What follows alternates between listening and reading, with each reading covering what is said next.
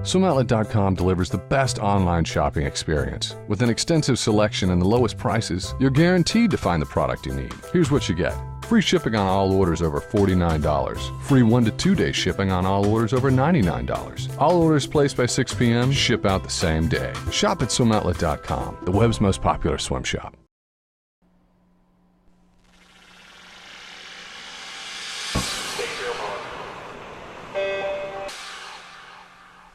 This is the Morning Swim Show for Wednesday, August 28th, 2013. I'm your host, Jeff Cummings. Today in the Finis Monitor, I'll be joined by Matt Kredich. He is the head coach of the men's and women's swimming teams at the University of Tennessee. They got an early start and they're now working out in the pool in Knoxville and taking a break from all the action right now. Joining me is Matt Kredich. Coach, good to see you again. How are you today? I'm great. Thanks for having me, Jeff. Well, the early bird gets the worm, I guess. You guys are getting a head start on everybody else this season. You guys started your workouts last week. I know it's early, but, kind of give me your thoughts on how the team looks. Well, right now we're in our 8-hour per week conditioning and skill instruction section. Our official 144 days start tomorrow. But right now, what we're looking at is basically receptiveness, attitudes, and in some ways freshness. Like it's a long haul from now until March. It's about a 30-plus week season for each team, and the goal is to be 100% ready to go in March at NC2As. And so, we want to start now because I think swimming practicing is a way of life. But what we're really doing right now is just kind of getting the team together. We're having some meetings. We're doing a little bit of conditioning, a little bit of skill work, and we will gradually ramp things up over the next, let's say, 5 or 6 weeks so that we're really kind of full steam by the end of September, beginning of October. Yeah, it's not easy to have these kids who are probably, especially the freshmen who are coming in, getting acclimated to a new environment, to have them jumping in right away. Plus, it's the beginning of the season, and probably the best idea is for you to be able to look at the skills that they have now, so that you know how I guess, kind of a starting off platform for them. Yeah, that's exactly right, and it's really fun to watch. Even the little bit that we've done, we've seen a big difference between this year and last year. Last year, probably 3/4 of the team was new to me, meaning female freshmen and then the entire men's team. And 100% of the team was new to the staff that we had.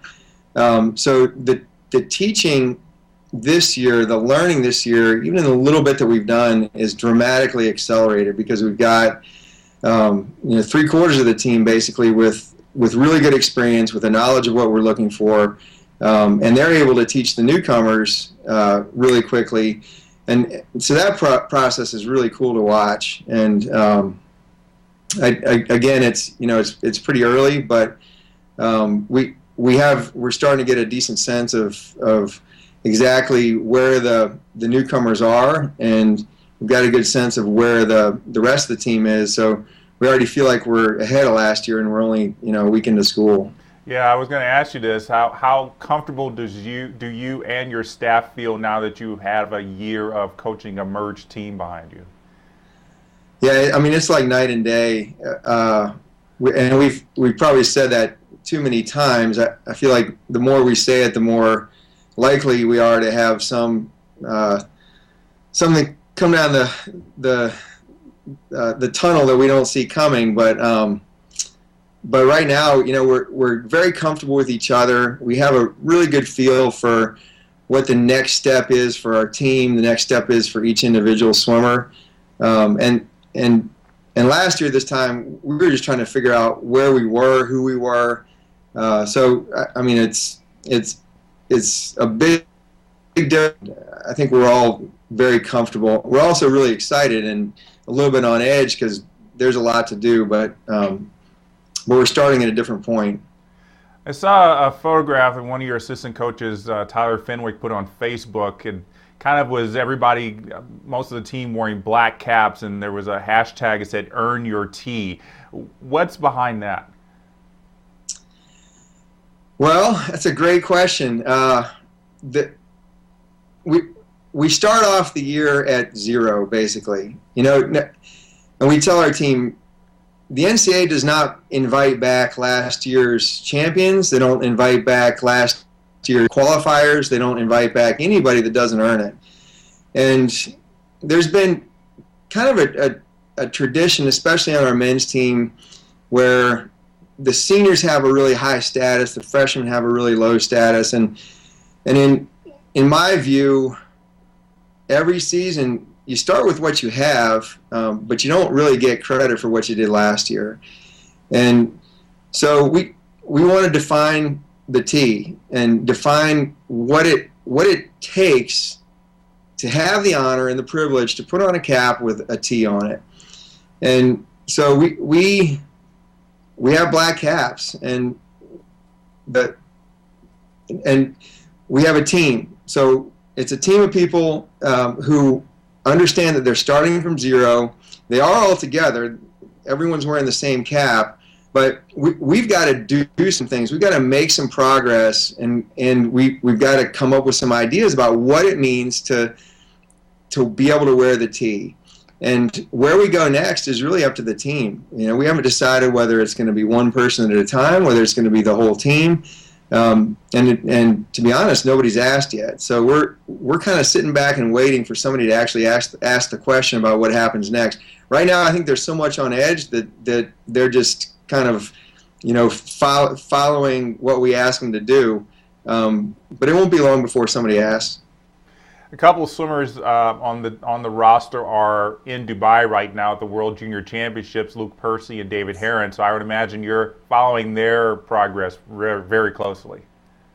Yeah, we are. David, to my knowledge, hasn't swum yet, but Luke had some phenomenal swims on the relay yesterday, led off in a 49.1, and Australia won the gold and what looked like a great race.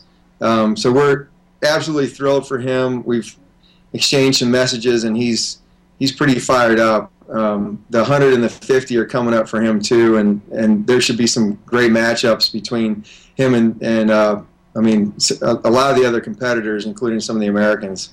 How did you find Luke from in Australia? Well, we were recruiting one of his teammates back in the fall, and contacted his school, and the school said, we've got several high level athletes that you may want to talk to. And at the time, Luke was pretty good, but not somebody that we were real anxious to pursue. It can be difficult to recruit foreign athletes. You've got to go through a lot of steps, and so we put him on the back burner. We were in touch with him a little bit, and then all of a sudden in December, he dropped some time. He dropped almost a second, I think, in the 50, and about that much in the 100. So it was on, and we were fortunate to have talked to him and started a relationship with him, and so we continued that. And then I was able to visit him in May and got a huge kick out of him and his family. He's a great young man, great family, and so we hit it off. And by the time that happened, we were really, I think, pretty far ahead of everybody else in the recruiting game. Do you think his 49.1 has made him earn his T, or when he gets on campus, is he going to start at 0? Well, now that time doesn't qualify for NC2As this year, so that's something that we'll all sit back and get excited about. But when he gets on campus, he'll have a black cap waiting for him. I'm sure he will. Well, as if this isn't a busy enough time for you, you're also working on a new merger there with the age group team there, Pilot Aquatics. Tell me about that.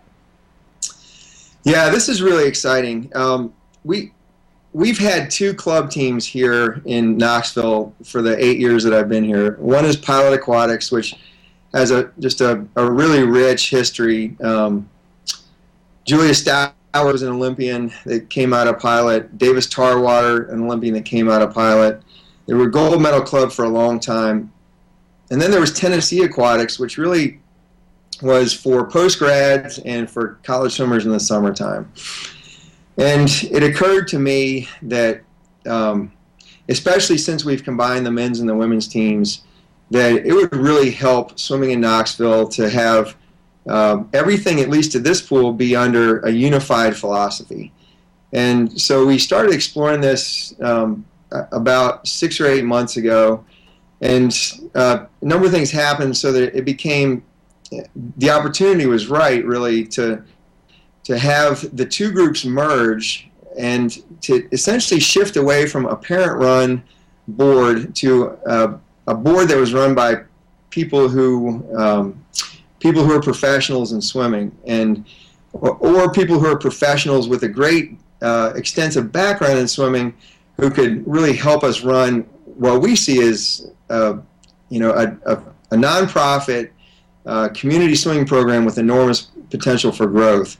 So the board now is me as an executive director, and includes several professionals in the community, but also includes Davis Tarwater, who is settled in Knoxville. He's doing some finance work, but also still has his heart in swimming, is really invested in the community in a lot of different ways, and wanted to help me kind of get this thing off the ground and running. So the membership voted to merge, and we hired a new head coach, Marshall Goldman, who's phenomenal, also from Knoxville, also used to coach for Pilot, came up through Pilot.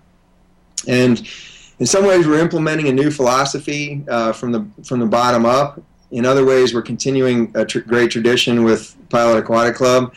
And the net result, I think, is going to be just a fantastic hub, aquatics hub for the community. Well, as you said, it has had a lot of tradition there, and I'm sure it's going to continue to do so. What's your day-to-day involvement with it, if there is any at all? Well, there's plenty. I am essentially in charge of the direction of the club, and so I'll have almost daily contact with Marshall, who's the head coach, frequent contact with the rest of the staff, and then one of my jobs is to help support the head coach by organizing initiatives and organizing helping the parent groups that run meets to organize themselves. So I guess I'm here providing oversight and kind of a big vision with a whole lot of help from a whole lot of great people.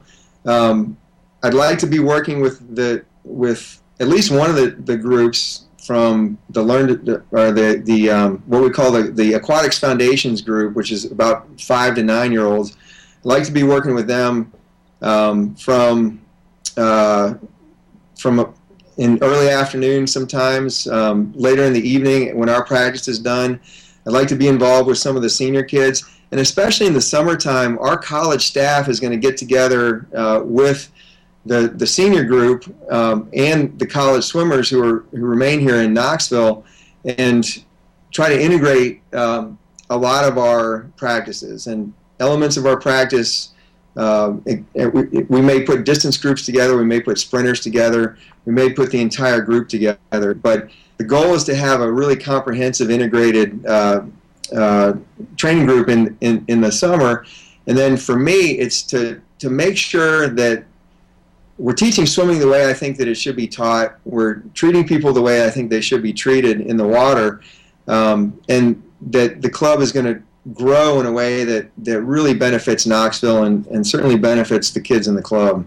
Well, I'm sure it's going to excite and motivate those younger kids to now have that opportunity to swim with the college swimmers in the summer too.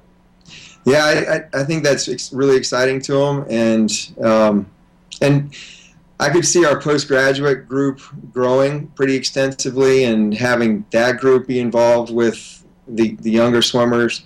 We plan on incorporating masters and triathlon in the future, and so like I said, I think of it as a hub. If if the pool here has kind of a gravitational pull for anybody that's interested in aquatics in Knoxville, then it's a way to bring the community together and strengthen the community in a fantastically healthy way. And then you could probably grow it to other facilities around town.